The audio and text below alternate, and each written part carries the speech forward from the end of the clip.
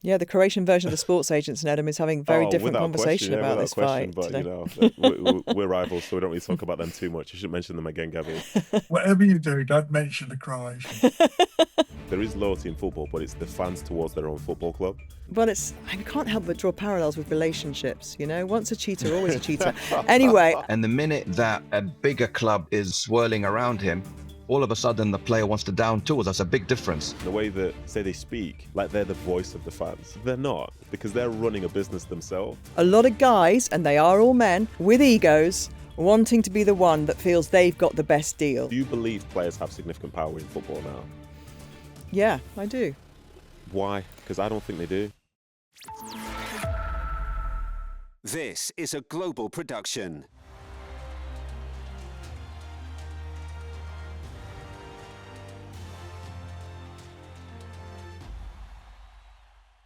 Hello and welcome to the Sports Agents. It is just ye and me today. Nedum, how are you?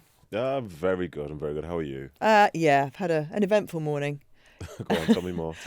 Well, my button popped off my trousers in the toilet in the global building. Somebody walked in because I hadn't locked the door. It was a bloke because there's kind of unisex toilets, and I think I panicked. And then, it was raining. I had an umbrella. Just everything kind of start to the day that you just didn't ask for. That kind of start to the day, really. So I'm sitting here with a safety pin keeping my trousers up.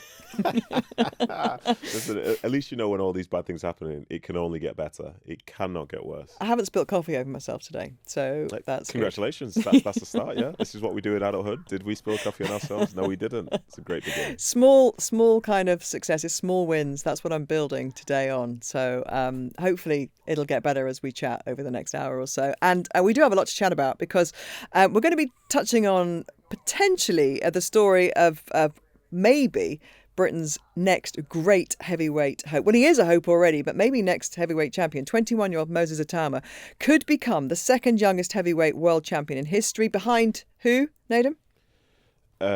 Britain's youngest ever. Yeah, but the world's. Oh, probably Mike Tyson then. Absolutely. Frank Warren is going to join us, who of course is his promoter, to talk about him. And of course, we discussed this on Monday's episode as well, the summer transfer window and the drama that is ensuing from that. It closes on Monday. A lot of players are still at the centre of sagas. I think it's fair to use the word saga with this. Yeah, saga's right, yeah. Yeah, we've got Alvarez, Atletico Madrid, not wanting him to go to Barcelona. We've got Ollie Watkins, who we talked about a little bit on Monday's episode. And then Jean-Philippe Mateta, who's had arguments in the past year, hasn't he, about leaving Crystal Palace. We all saw, of course, the reception that Alexander Isak got at St James's Park. A lot of booing for him at the weekend. It was very pantomime-esque. I was kind of for it. I thought it was good entertainment. Okay. Nothing sinister, just a bit of booing. And in fact, actually, what was better was just that he didn't really feature in the game massively. that was yeah. And then Ian Wright has kind of waded in a little bit, hasn't he, on Martinelli's treatment from Arsenal. And that's the other side of the coin, if you like. So that's got us thinking about where blame should be or is attributed in these situations. You're going to come at this from a very different perspective, I imagine. Yeah, who would have thought, the former player? Who would have thought? Were you at the PFA Awards on Tuesday night? No, and I, to be honest, for several reasons, I just would never choose to go to it. I'll let you in on something here. Sometimes, say if you go on holiday somewhere as a player and you see lots of other players there, you call it the PFA Awards, and that's not really something that I aspire to ever do. So yeah, even though I really respect all my peers, I just don't really like being around them for long periods when I don't have to be. Well, the winners reflected the football writers' choices, which were earlier in the year, of course, of Bruno Fernandes for the men, Bunny Shaw for the women. And Bunny Shaw obviously came from a team who had great success in the league as well. But Bruno Fernandes, controversially some might say, not a player from the team that ended up winning the league. And Are you some? Some might say? Are you part of the some? No, I'm not one of the some, actually. Are you? Or do you resent? No, I'm absolutely not part of the some. Arsenal fans maybe are the sum total of the sum. There's a lot of Arsenal fans. Who might think that one of their players would deserve the award, especially, them breaking that kind of, 20-odd year kind of jinx of not winning. It's not a jinx. I mean, they didn't win it for various reasons, but they, especially in the last few seasons when they've been second so many times, getting over the line, winning the league, there must have been a player in serious contention for that award. Yeah, I'm sure there was, and I think by all accounts the word was it was probably going to be Declan Rice. But then you could make a case that, say, somebody like David Raya had a better personal season for Arsenal than, say, Declan Rice did. And for me, with Bruno Fernandes making history in terms of the breaking assist record from Thierry Henry and Kevin De Bruyne, like that is a very significant player within the season. And if it's the case of you can only give it to the team that's going to win the title, I think Declan Rice has had better seasons for Arsenal and not won the award. So I'm not really on board with it. And also, there's a bit of contention because, lo and behold, Bruno Fernandes picked an unnamed person for Arsenal. Listen, he cannot pick himself. All right. So let's have that not be too controversial, because you know they were some of the best players, and interestingly, they were the best players defensively that led the way for them in that PFA Team of the Year. They obviously dominate the Team of the Year, the club with the most players in there.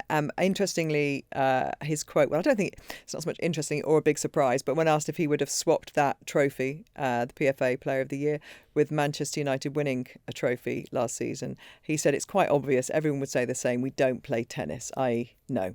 Hey, for the record, not to name any names, but I've played with plenty of strikers who would reverse that. Okay. That's all I'm going to say. Not midfielders or defenders or goalkeepers. Plenty of strikers who have been more than happy to score a couple of goals in a defeat because it helps them get towards golden boots and stuff like that. Listen. But Bruno Fernandes is not that man. Clearly.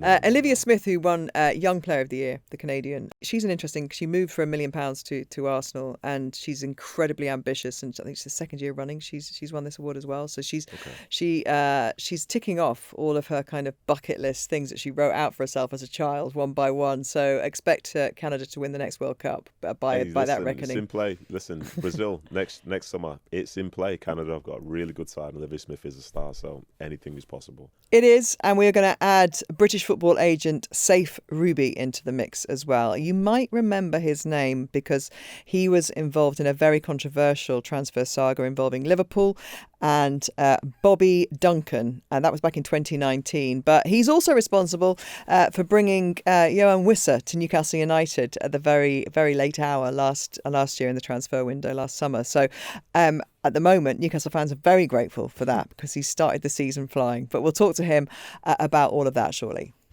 Well, I'm delighted to say, to discuss the shenanigans, the politics, the drama and the melodrama that is going on as the transfer window slowly comes to a close, we can speak to someone who knows all about these last-minute moves. Saif Rubie, who is a football agent who has been in the thick of many a moment like this before. Saif, thanks for joining us. Should we talk, first of all, about Ollie Watkins and what's going on there? Because I think this is a classic example of player trying to force move, manager kind of deflecting on Sunday in the post-match press arena, kind of the whole thing towards the player and the agent, the fans starting to take umbrage with player, and it could all go horribly wrong if they don't get this over the line, because then he's forced to stay at the club. And, and that doesn't seem to work for anybody, as we've seen with a few examples in recent times. What are your thoughts on Ollie Watkins' move?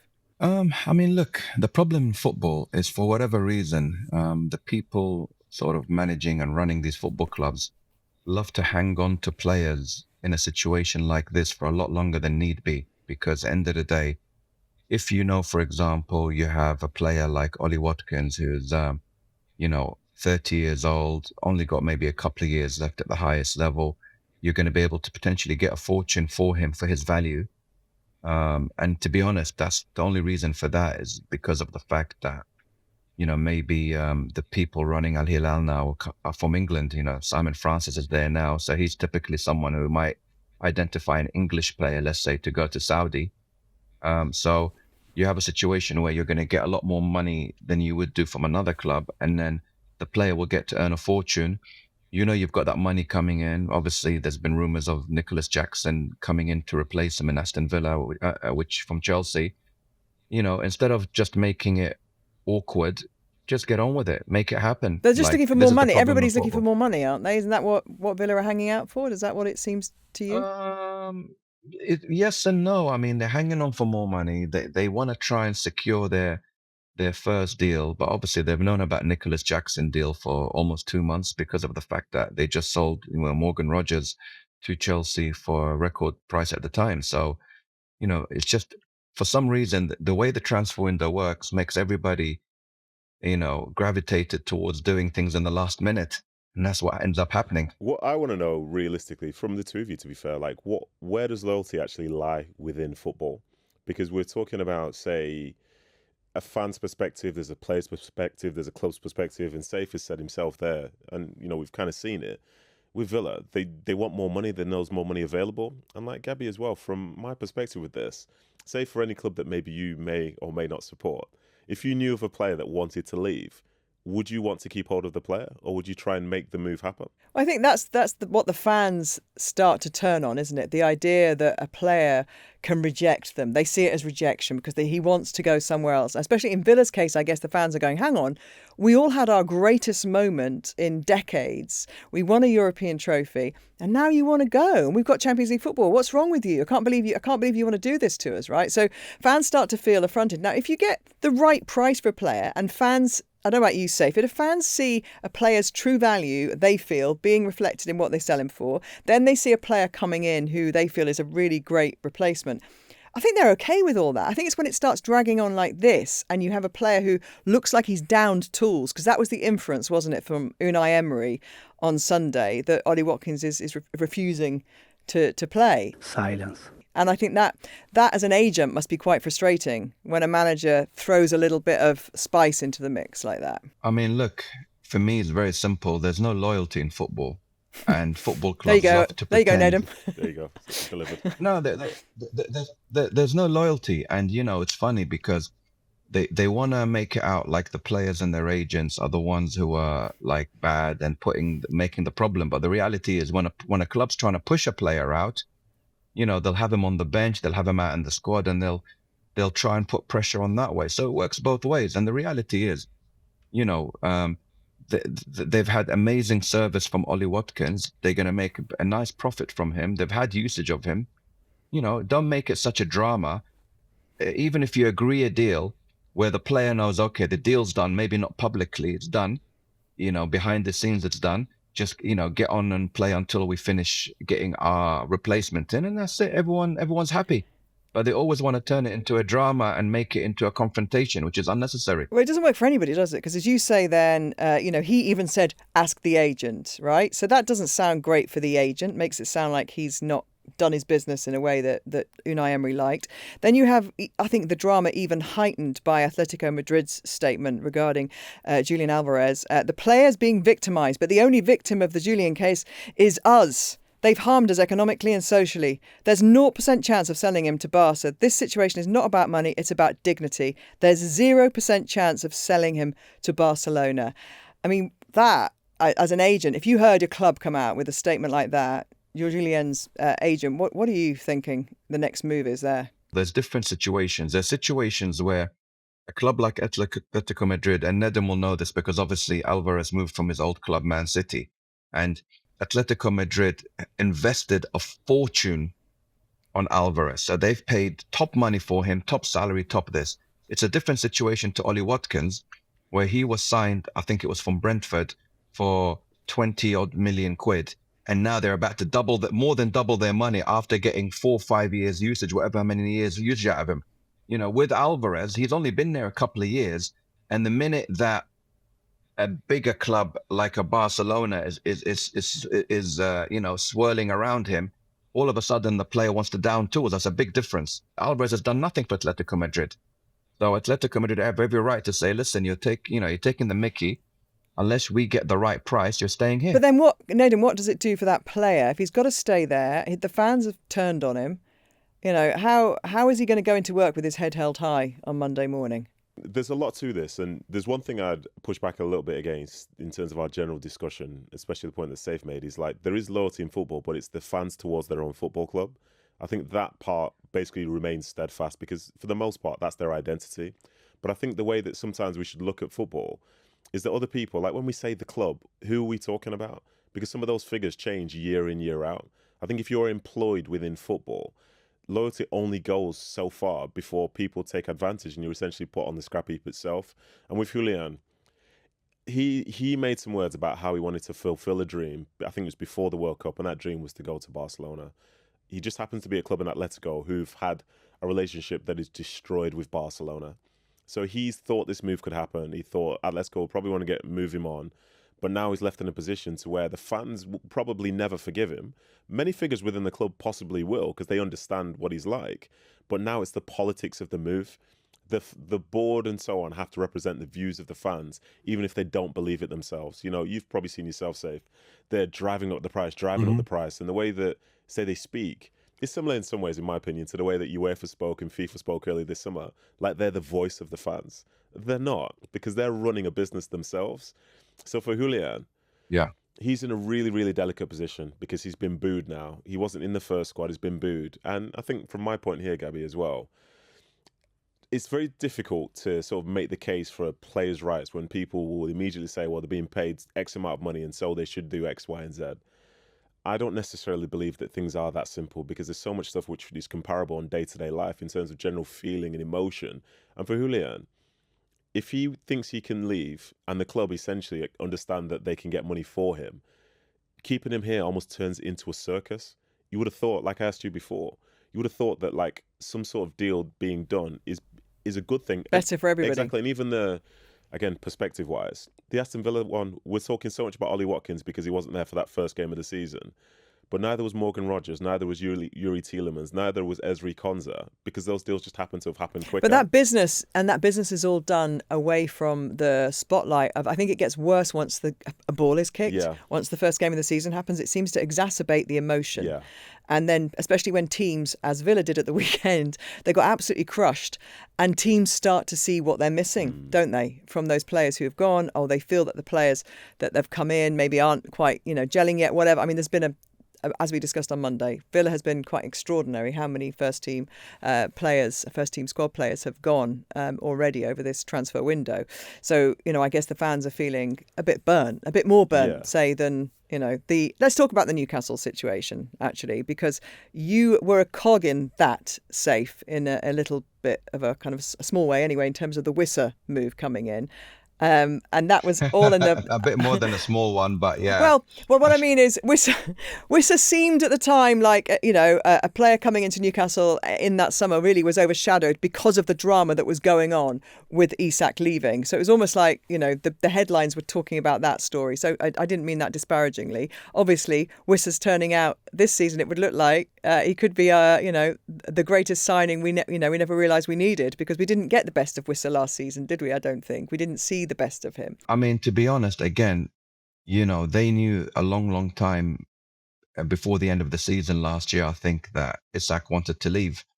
So I think it was one of those situations. And again, money plays into it, Gabby, because obviously Liverpool, for example, were waiting till when they were like financially ready fully to make a big move for the player. So I think they waited for Luis Diaz to move to Bayern Munich, for example. They were waiting to get players out, to get players in. But again, for me, the problem with all of that is clubs should basically just agree something in principle privately behind closed doors, right? Let the players, and Nedum, you're a player. So if you're if a player was given that peace of mind, like, listen, you know what?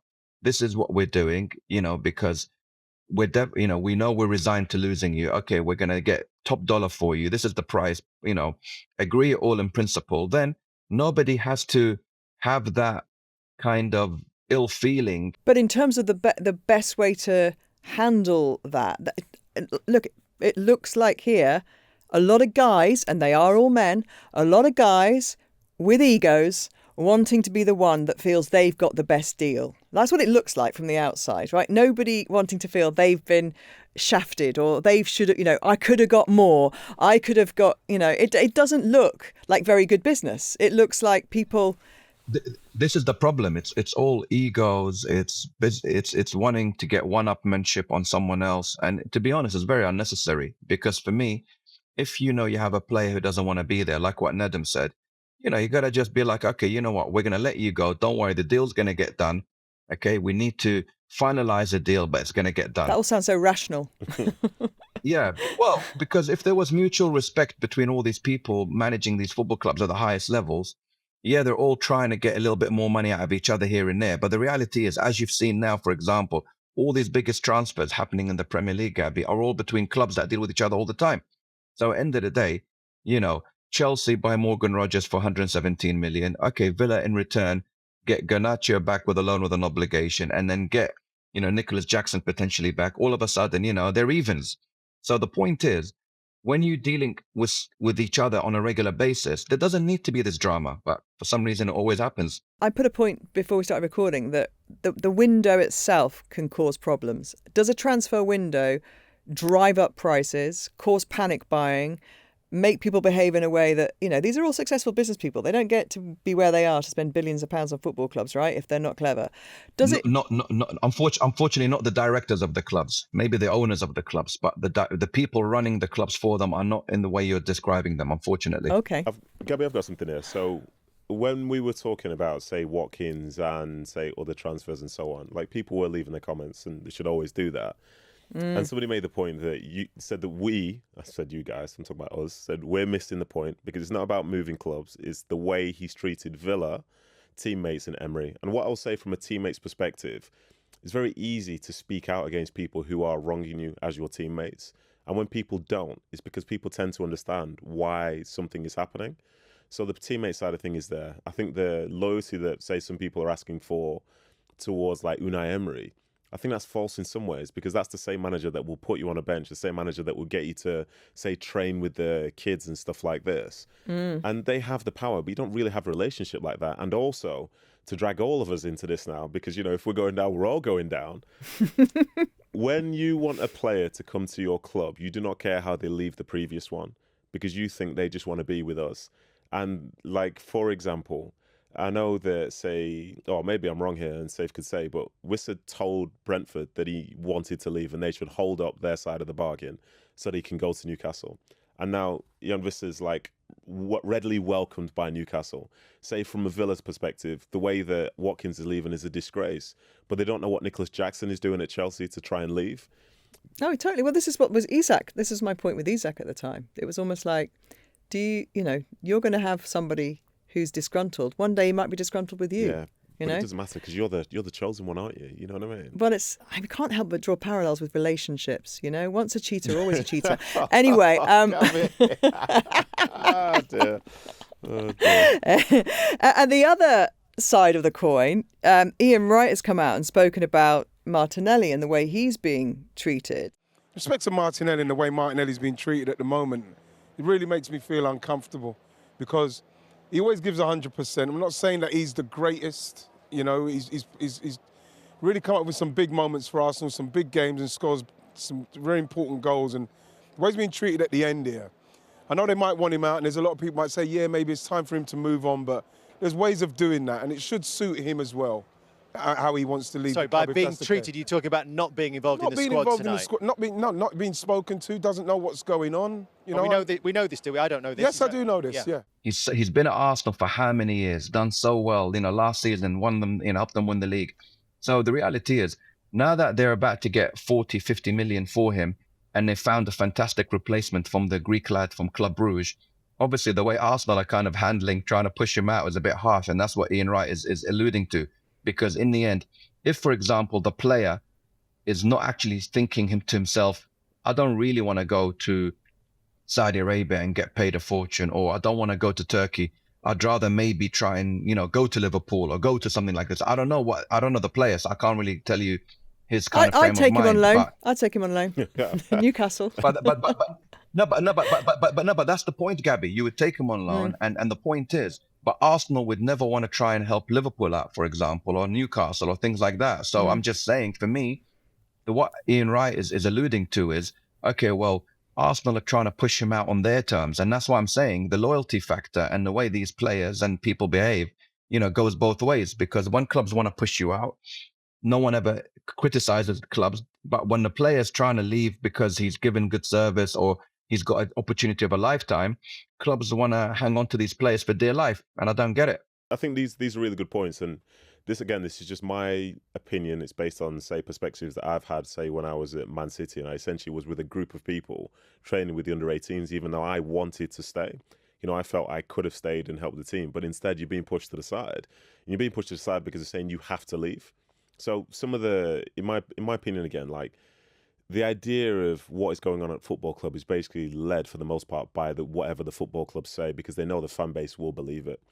A player wants to leave, and if the club wants to, they can vilify that player to where they've got nothing going for them at all whatsoever. But then if a player like Martinelli, by all accounts, seems like he wants to stay, somebody who's been a great servant for Arsenal, all of a sudden, no, he's not on the bench this week. Oh yeah, he's not training with the team this week. Oh yeah, he's very much on the outside, and they're trying to almost like squeeze him to make the decision that he should leave. And if he doesn't leave, he's seen as a problem, or say they'll be seen as a problem. And as this window gets later and later and later, again, narrative-wise, somebody could be asking, like, and you can have this conversation, like, why does he not want to leave? Does he not want to play football? Is he not this? Is he not that? Look, to be honest, I'm always trying to find a win-win for everybody, but the problem is there's always one part of the deal who's basically trying to not be aligned to just make it smooth, and that's the problem. And Saif, you are right in the middle of it all, so well done you. I'm sure you're going off to... I'm sure you've got a busy day with less than a week to go now, isn't it? So I'm sure there's lots of deals being done. Anybody coming to Newcastle from your stable? No? Oh, he's gone. Let's see. No worries. Thank you. I think, Nedum, the bottom line is, or the upsum, as I kind of felt as we were talking there, is that fans are always going to feel a little bit aggrieved that anybody wants to leave their sacred club, and there's only certain ways you can do that it feels good for both parties. And doing it quickly, ripping off a plaster, saying this is what we're getting for him, we're happy, he's going here, he's happy, is within a 24-hour period is the only way that can be done with dignity. Once you start dragging things out, it starts to get mucky, it starts to get emotional, it starts to get messy, and it feels like everybody's losing. Yeah, for sure. But like when it gets dragged out, why is it being dragged out? It's usually being dragged out because of negotiations between the clubs, not the player themselves. But when there's a frustration that sort of gets thrown in there externally, it tends to be towards the player. Obviously, I'm coming from a position which is very much hugely pro-player, but I've seen so many different sort of setups from the players, like Ben Chilwell, who's forgotten about because he's training as part of Chelsea's like second group and a different training ground at different times, to a player that has lots of capital at a football club and can essentially try and hold them to ransom because they want to go somewhere else. Because I guess the players in the long term, the club is still going to be there. The player's going to be gone. The fans want to believe the club, don't they? They want to believe that the club is acting for the best interest. And then I think Saif's gone now, so it's maybe unfair to say this, but they kind of believe that agents are going to do the best deal for themselves and their client, not necessarily for their clients. I mean, there's a lot of people that believe that agents, are kind of moving players on because it suits them to move the player on, not so much the player. Yeah, for sure. There is lots of that, and there are lots of agents who also represent, say, football clubs as well. It's a very, very it's a very complicated space where from the outside it appears pretty black and white. And I think that's one of my sort of issues with it is the way that things are spoken about sometimes is like, certain people have more power than others. Like, do you believe players have significant power in football now? Yeah, I do. Why? Because I don't think they do. Because I think they've got financial power. In what sense? To do what? Because they are valued properly, right? So I think they as commodities, as products of the industry, they are valued in the same way that a top Hollywood actress or a top music star is paid commensurate with the amount of bums they put on seats and the amount of sales they generate. And I think footballers are rewarded fairly financially. Yes. Financially, and I think that comes with responsibility, doesn't it? You don't just have rights without responsibility. You don't have they have a duty to fulfill, which is to fulfill what? The contract to play for that football club, obviously. And that's what Unai Emery is obviously feeling aggrieved that Ollie Watkins has got a contract currently and he's not delivering his service. Okay, so this is what you've done there is like you've narrowed it down specifically to like Ollie Watkins and say that contract, that duty that you have. If there are like 25 players with that same duty, but 11 only ever play, then what happens to the other, say, 14 of them? There are people who won't make squads. People like this is your contract. You have to do this to the best of your abilities, but you're surplus to requirements. And to add to it, again, from my perspective, and I know lots of people disagree with this. But Ollie isn't surplus to requirements, is he? Well, how do we know? That's the thing, because when we listen to Saif talk, there was talk of Nicholas Jackson coming in. Is that a sign that he was going to be surplus to requirements? Ollie Watkins was heavily linked, I think, with going to Arsenal a year ago, and I think that move was close. So he perhaps has seen that he's not going to be the future of the football club as such. And from a personal perspective, as he is 30 years of age, and the destination he's going to is probably the most contentious part of this whole conversation. But the fact is, it's similar in some ways to, say, Mo Salah being offered more money to go and play somewhere which isn't as good as the place that he's leaving. Because with Mo Salah's contract, that came up a year short, didn't it? He made that decision that he's going to go want to leave. And so but it suited everybody, didn't it, that? Well, this is the thing. Ollie Watkins leaving can suit everybody. If he's decided that he doesn't want to stay, then where he goes to shouldn't really affect the fact that the club should be looking to get rid of him, especially for the money that they can get. And my opinion, again, on this, because lots of people will disagree, and I get it, because identity-wise, it's very hard to imagine somebody wanting to leave someone's football club, especially in the manner that they do it. But everybody at the football club, from players to staff to board members, these are employees. So they're thinking about it from their own sort of like perspective. And if, for example, Ollie Watkins gets told that he's not going to be sold, he can't do anything because he's under contract. So come the 2nd of September or whatever, he could still be in the same situation. So when we say like a player can be kicking and screaming and doing all this, like Julian Alvarez a month ago, Barcelona maybe had the money. Alvarez wanted to go to Barcelona. They wanted each other. Atletico go. That's not going to happen. So at that point, who has the power? It does feel a bit disingenuous as well, that situation, because I think Atletico, for the right price, they've got, it's business. They've got to do it, right? I just feel there's perhaps more to it. But again, I'm obviously going to be very much pro player, but a realization that like loyalty is a very, very dangerous word in the mind of somebody who can't decide whether they play or they don't. Because I've been in groups of people who were bought a year earlier, and then a year on, they're being told to go and train with under 18s because they're surplus to requirements, and go and find work elsewhere. Yeah. And if you're not doing that, then people It's a question brutal your desire to industry. want It's to a play. brutal industry, and it's rewarded brilliantly at the top if things are going well, and Yes. your behaviour and the way you're treated can be very different if things aren't going well, but you'll still be getting your contract honoured. So well, that's the thing. You will still be getting your contract honoured, but your career now is in a position which you don't want it to be in, because for as much as you are paid whatever you're paid, the reason you fell in love with the game to start with is the same reason that, say, anyone from all ages do, because you just love playing football. But then you've got the opportunity for a redemption story. So, always look at the silver depends. lining.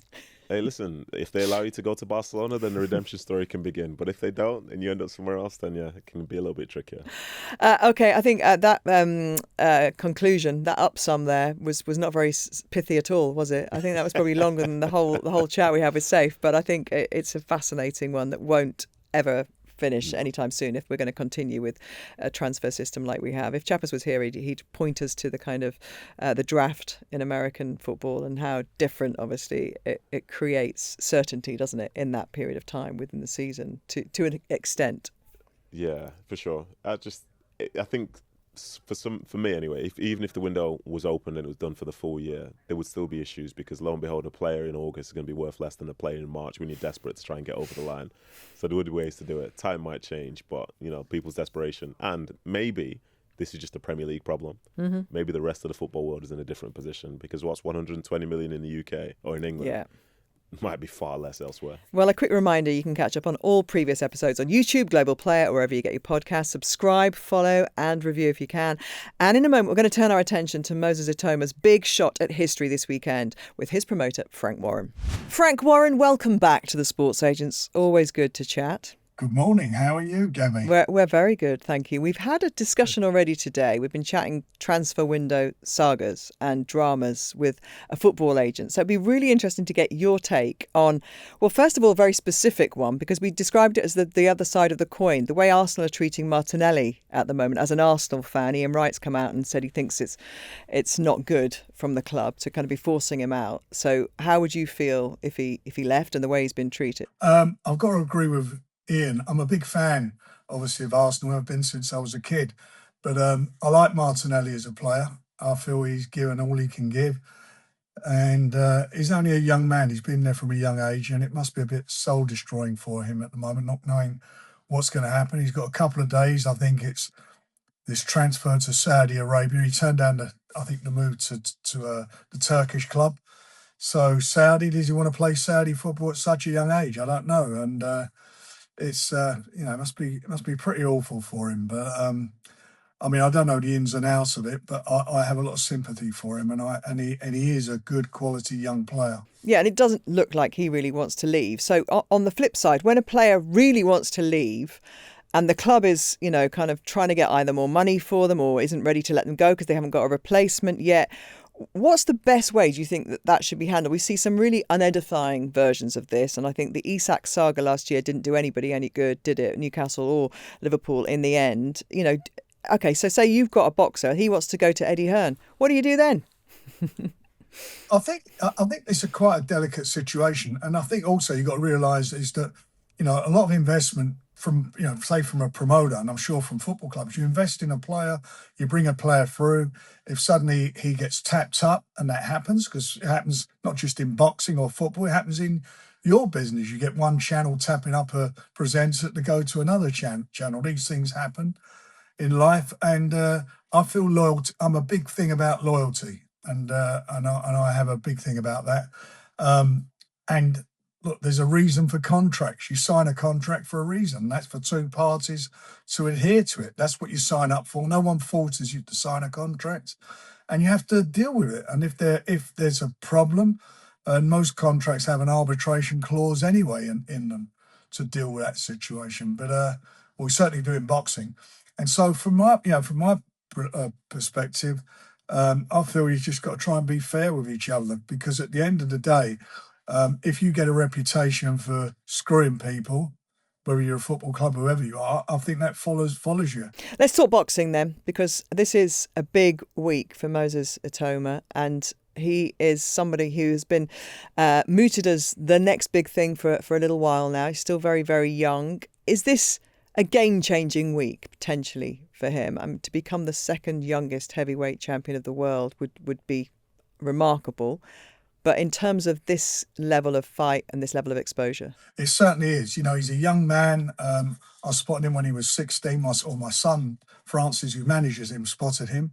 And we sponsored him, and he turned professional with us at 18. And he's been brilliant. Everything he's done has been magnificent in the ring and outside the ring.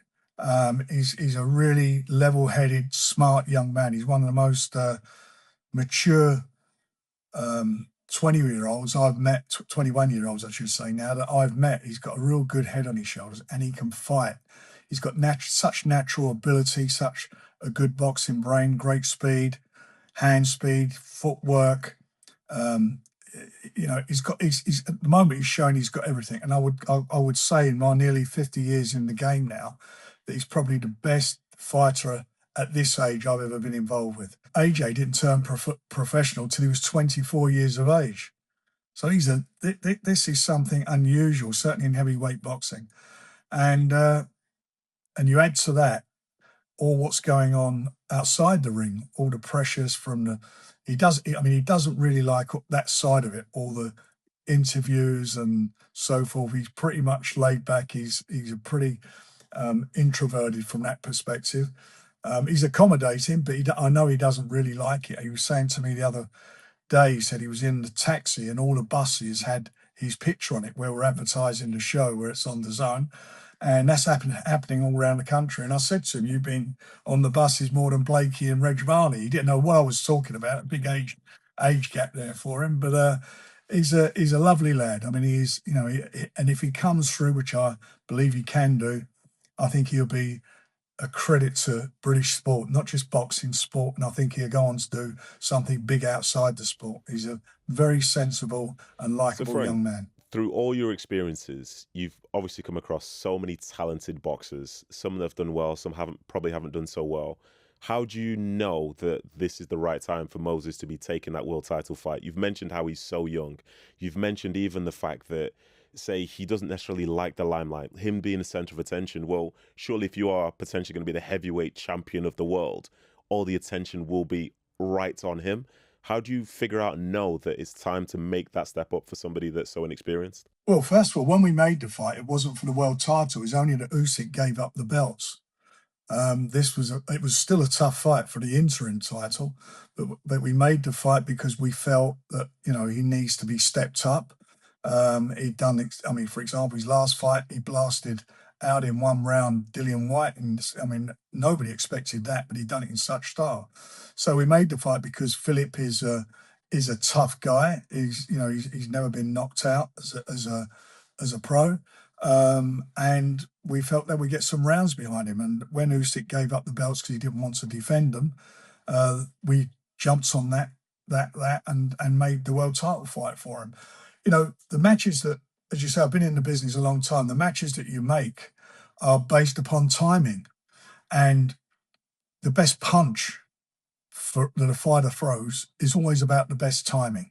Knockout punches are about timing, and matchmaking is about timing. I mean, what I do when I look to make matches and look at fighters, I don't look to see what they do well. I look to see what they don't do so well and how that can be exploited, that chink in their armor.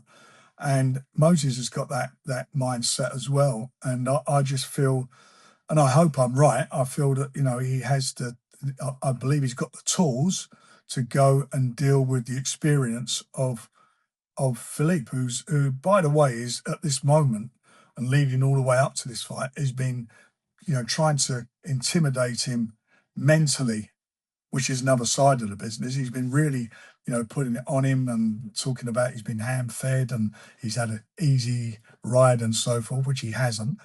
But when it comes to that first bell game, that experience that Hrgović brings, I believe he'll try and take the fight out of him. I think he'll go to him. I think he'll try and show him that he's the boss, and he'll have 12 rounds of this.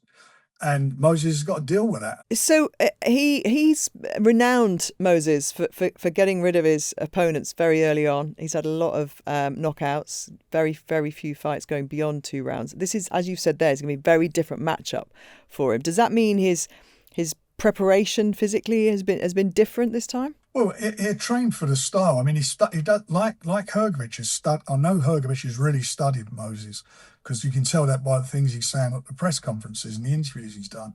And with Moses, he does the same thing, and the team do it. He's a trainer in their team, Ben Davison. But he sparred. He's done 12 rounds of sparring on numerous occasions in fights.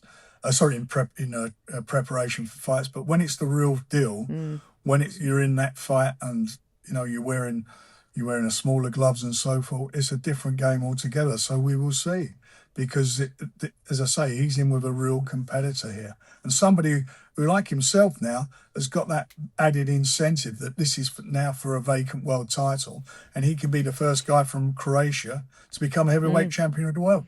Yeah, the Croatian version of the Sports Agents, Nedum, is having very different conversation about this fight. But we're rivals, so we don't really talk about them too much. You shouldn't mention them again, Gabby. Whatever you do, don't mention the Croatian. Frank, how important would you say that Moses is for, say, British heavyweight boxing? Because I think for many, and this is me very much on the outside, you almost remember it through eras. So looking at, say, Fury and AJ and someone, it feels like that era is coming to an end. Is he going to be the face of this next generation, or is he just going to be one of many faces in this spell? I think if he comes through, it'd be one of, at that particular moment, it'd be one of many. You've got Daniel Dubois, who's got his rematch, which will be announcing the date over the weekend against Fabio Wardley. So you've got 2 Brits there, and they hold a version. Oh, sorry, Daniel holds a version of the title, so that's being defended. You've got Moses, if he comes through, and you've got Ajit Carvalho, who's also with Queensberry, who's German, who holds the WBC title. So there will be a changing of the guard. If AJ and Tyson get it on, which I hope they do, if that's on, they are guys coming to the end of their career. How many more fights they're going to have. I think the loser won't fight on, and the winner will only have a couple more fights. And then you've got Usyk, who's give up the belts and is just looking for what he's looking for is a little easy touches now.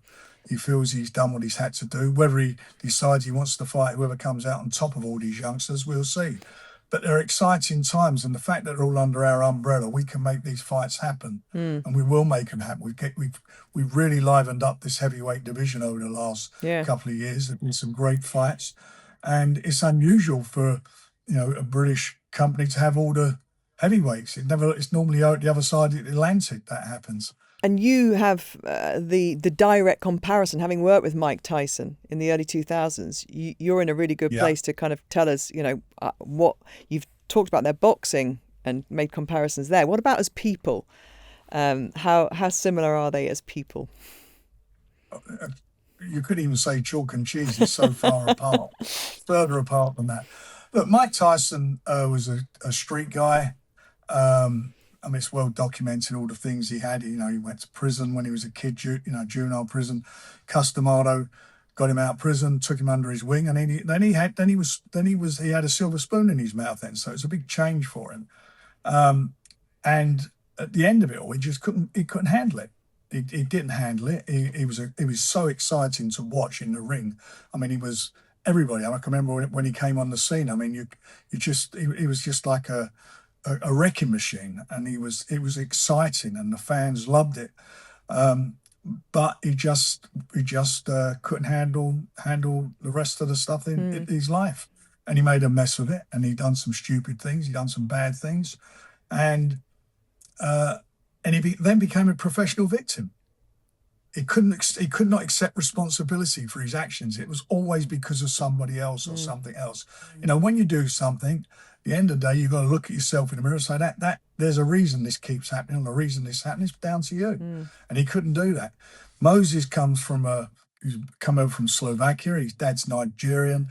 I think mum and dad did split up, but they all get on well together as a family. He's got a nice brothers, really strong. They all got a very strong relationship. But he's a very down-to-earth guy. He's not flash. He's not Jack the Lad. He doesn't want, he's not looking for the big flash cars and all the nonsense. And he keeps himself to himself. And I think he's a credit to his family and to himself, the way he conducts his life and how he is. And I hope that's going to stay the same, because, I say to him, I say to anybody, keep your feet on the floor. I'll put it crudely, success for a boxer is a crap magnet.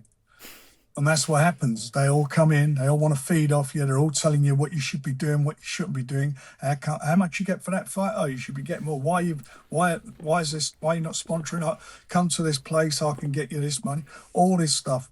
Anything goes wrong and they disappear as quickly as they show up. And we've all seen that. You've seen that yourselves in various sports. It happens time and time again. And that's what I like about Moses at this stage of his life. And he has had a lot of attention. He keeps his feet on the floor. We were talking before about sagas, and one in particular that you've sort of alluded to there. So there's no venue, nor date for AJ versus Tyson Fury. Do you believe it's actually going to happen? Very briefly, going through the history. In January this year, Tyson signed to fight AJ for the fight to take place in September this year, next month. And he was going to have a warm-up fight in between, which he had against Madridov. AJ, now we know, hadn't signed at that stage, but the negotiation was going on, and they were apparently very close to doing it. And he had that terrible, tragic accident where he lost two of his friends. And obviously he was injured himself. So he'd already fought Jake Paul in December last year. So he then was going to have another warm-up fight, which they went to push the fight back to November. At that stage, Tyson could have walked away from it. He said, no, I'll wait. And he said, but I want another warm-up fight. I don't want to be out of the ring for 8 months. And the fight's due to take place in September. Their contract, Tyson's contract, and where the fight would take place was signed in January. So that was all agreed. The contract was signed subsequently with AJ was the fight to take place in the UK. So we had two different venues for the fight to take place. That's not Tyson's fault. That's how it was. Again, after that, Netflix got involved, which is an American-based network. They have, I think, is 250 million subscribers approximately in the US. I don't know if they've got 5 or 8 here. I'm not sure what the actual number is. They want the fight to go on, or so I'm told, is in New York at Madison Square Gardens, early November. All this to and fro and get backwards and forwards. Tyson has come out publicly and said he don't care where it takes place. He's good to go. He'll fight in America, wherever it is. Let's get it on. So that's Tyson's position. That's where he's at this moment in time. Since Sunday, I should say, he's been in America and he's in training camp. He's going to fight in November. It's now up to AJ and his team, Matchroom, to do whatever they got to do to make it happen or not make it happen. It's Tyson's there. He's ready to go. Should it go on in Britain? I'd love to see it in the UK. It's obviously the two Brits. But you go back and look at the iconic fights over the years. You go back and see the two most famous fighters probably of the 20th century, George Foreman and Muhammad Ali. Big fight between the two of them. You had Vegas, you had Madison Square Gardens, New York, all after the fight. Where did it go on? The jungle. Zaire. Because they put the money up. You look at Joe Frazier and Ali, the third fight, massive fight again. Everybody, all the stadiums in America wanted it, promoters wanted it. Where did it go on? Went on in Manila, in the Philippines. Why? Because of money. That's what it is, and it's nothing unusual. It's sometimes it's sad, but they're boxers, and the both of them, as you quite rightly say, are coming to the sort of autumn of their careers. They're getting big money, so they're going to go where at the end of the day, where the promoters, I assume, want it to go on. This will all. I don't think we've got much more than a week before this is either going to go on or it's going to be a dead duck. But Tyson will fight wherever. He's good to go. He's said that publicly, and he's in training for it. Well, hopefully, Frank, at the weekend, all the noise and all the excitement for you and for Moses will be about him, and he will be drowning out the noise about whether that fight happens or not. Well, I think that's the case. That we can say for one thing for sure, this is signed, and it's on, and we can see it.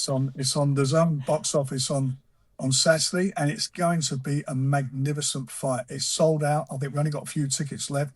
The atmosphere is going to be something special, and I honestly do feel if he comes through, it's going to be a start of a real great journey. And think of the great fights we can make. Once they get their mandatories out of the way, end of next year, it'd be great to see the winner of Daniel Dubois and Fabio Wardley in with Moses. Can you imagine what that'd be? These big punchers, young bucks at the prime, at their best, fighting each other. Thanks to all our guests today, and of course to Nedum as well. And thank you for watching. If you've got any questions or you want to have your say on any of the issues we've talked about today, and Nedum already called up some of your emails and mentioned them earlier in the show, so we do read them and we do respond to them. We do. One of us has a responsibility every week. I think it's Chappers who's doing all the emails this week, at the Sports Agents or at global.com, or you can message us on social media at the Sports Agents. And if you can, subscribe, follow and leave a review, and we'll see you on Monday. This has been a global production.